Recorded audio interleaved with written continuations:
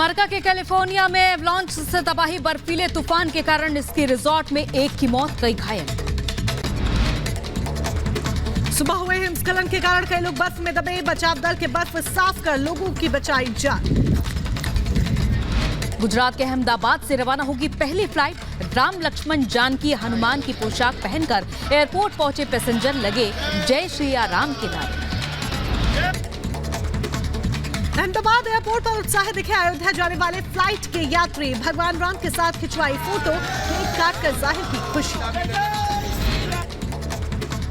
अयोध्या में भगवान रामलला के आसन का हो रहा है निर्माण। राजस्थान के नागौर से आए मकराना पत्थर से आसन का निर्माण हो रहा है। उत्तराखंड के हरिद्वार से अयोध्या के लिए बस सेवा हुई शुरू। राम मंदिर दर्शन के लिए श्रद्धालुओं को अयोध्या लेकर जाएगी बस। अयोध्या उत्सव को लेकर यूपी सरकार ने सभी विभागों के सचिवों को जारी किया निर्देश। 22 जनवरी को पूरे प्रदेश में दीपोत्सव मनाने का आदेश।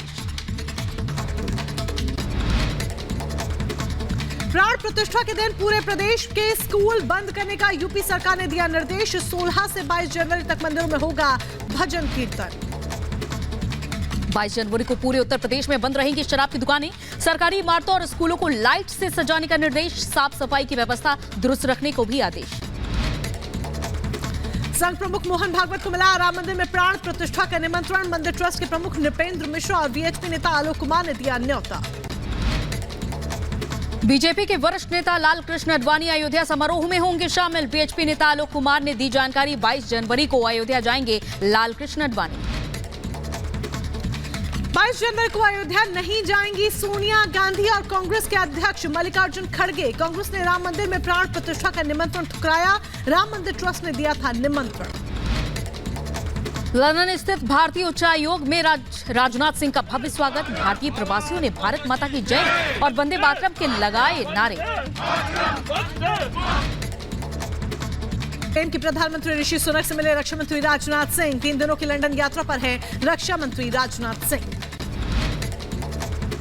राजनाथ सिंह ने ब्रिटेन के विदेश मंत्री डेविड कैमरन से मुलाकात की। भारत ब्रिटेन संबंधों को बढ़ावा देने के लिए कई अहम मुद्दों पर चर्चा हुई।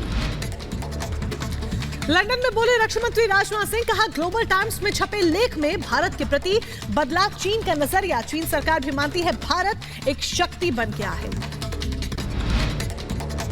अब इकोनॉमिक और स्ट्रेटेजिक पावर में चाइना भी भारत का लोहा मानने लगा है।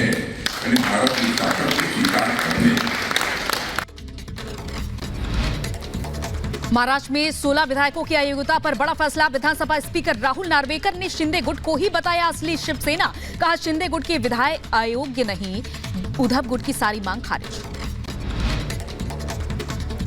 महाराष्ट्र में उद्धव गुट की बड़ी हार। अयोग्यता पर स्पीकर के फैसले के बाद शिंदे गुट में जश्न। महाराष्ट्र के सीएम बने रहेंगे एकनाथ शिंदे। स्पीकर के फैसले पर बोले महाराष्ट्र के सीएम एकनाथ शिंदे। कहा यह सच्चाई की जीत है, लोकतंत्र की जीत है। महाराष्ट्र की जनता हमारे साथ है। उद्धव ने जनता के साथ किया है धोखा। असम और मणिपुर के दौरे पर पूर्वी कमान के general officer commanding in chief lieutenant general RC Tiwari Assam rifles की यूनिट्स का दौरा किया। सुरक्षा के हालातों का जायजा लिया। दिल्ली में कर्तव्य पथ पर जारी है परेड की रिहर्सल। सेना के जवानों ने फुल ड्रेस में परेड की तैयारी की। उधर उत्तर प्रदेश के बुलंदशहर के सिकंदराबाद में गद्दे की फैक्ट्री में भीषण आग लगी। कर्मचारियों में मची अफरा तफरी। फैक्ट्री से बाहर निकलकर श्रमिकों ने बचाई अपनी जान। तेलंगाना के हैदराबाद में ड्रग तस्करों पर पुलिस का एक्शन। 3 अंतर्राज्यीय ड्रग पर देखा गया कि गांजा से बनी चॉकलेट के 42 पैकेट जब्त किए गए।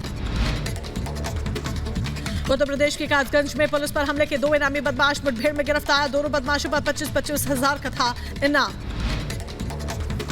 ग्रेटर नोएडा में कुख्यात बदमाश पुलिस ने गिरफ्तार किए। बुलेट प्रूफ कार और हथियार के साथ गिरफ्तार किया गया। मुजफ्फरनगर पुलिस का अवैध शराब पर एक्शन जारी। पुलिस ने चेकिंग के दौरान 2 शातिर शराब तस्करों को अरेस्ट किया। भारी मात्रा में शराब हुई बरामद। यूपी के शाहजहांपुर में करोड़ों की अफीम के साथ 2 शातिर तस्कर गिरफ्तार। पकड़ी गई नशे की खेप की कीमत बाजार में करीब 1 करोड़ रुपए तक। उधर उत्तर प्रदेश के सीतापुर में पुलिस को एक बड़ी कामयाबी हाथ लगी। पेट्रोल पंप के फर्जी लाइसेंस बनाने वाले 2 अभियुक्त गिरफ्तार हुए। यूपी के बुलंदशहर में ईडी ने पकड़ा 100 करोड़ की जमीन के घोटाले का आरोपी। भूमाफिया सुधीर गोयल के 11 करीबियों के ठिकानों पर हुई थी रेड।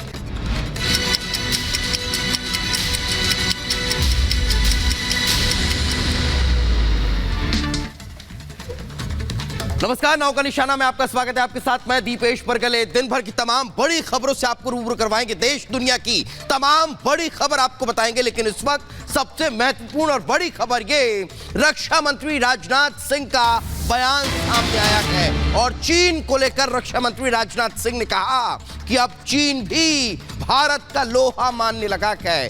रक्षा मंत्री राजनाथ सिंह ने कहा भारत को लेकर चीन की धारणा बदल गई है। गलवान झड़प के बाद चीन का नजरिया बदल चुका है। भारत को अब कोई आंख नहीं दिखा सकता है। चीन ने माना भारत की ताकत का लोहा। तो चीन सरकार के मुखपत्र ग्लोबल टाइम्स में भारत पर लिखा गया लेख में कहा गया कि भारत अब दुनिया की बड़ी आर्थिक और रणनीतिक ताकत है।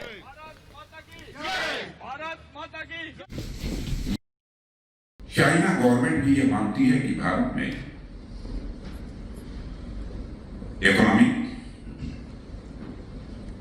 और जो स्ट्रेटेजिक जो चेंजेस आए हैं उसके कारण भारत अब इकोनॉमिक और स्ट्रेटेजिक पावर बन गया है। यह चाइना भी स्वीकार करता है। यह चाइना के रहने वाले एक राइटर ने ग्लोबल टाइम्स में लिखा है, जो कि जो चाइनीज गवर्नमेंट का ये बहुत ही पेपर है।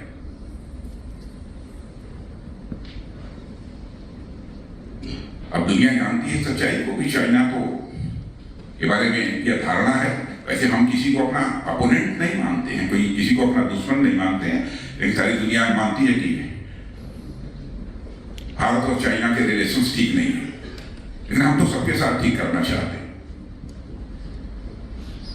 आप ये कल्पना कर लीजिए, ऐसी धारणा हमारे पड़ोसी चाइना के अंदर भी, उसने जो वाक्य लिखा है एग्जैक्टली हमको याद नहीं है, उसका अर्थ ये होता है अब इकोनॉमिक और स्ट्रेटेजिक पावर में चाइना भी भारत का लोहा मानने लगा है, यानी भारत की ताकत को स्वीकार करने।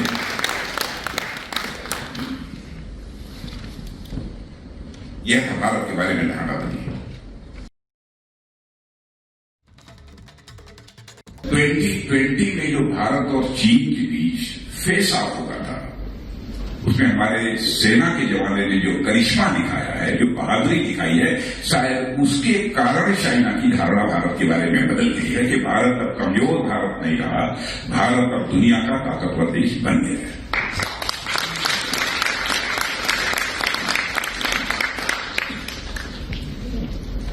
वैसा नहीं है कि भारत को आंख दिखाकर जो चाहे ऐसा निकल।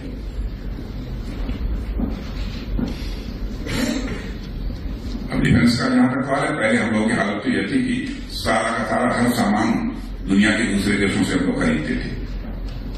सबसे बड़े इंपोर्टर डिफेंस इक्विपमेंट्स के, डिफेंस आइटम्स के हम थे। आज हम दुनिया के टॉप 25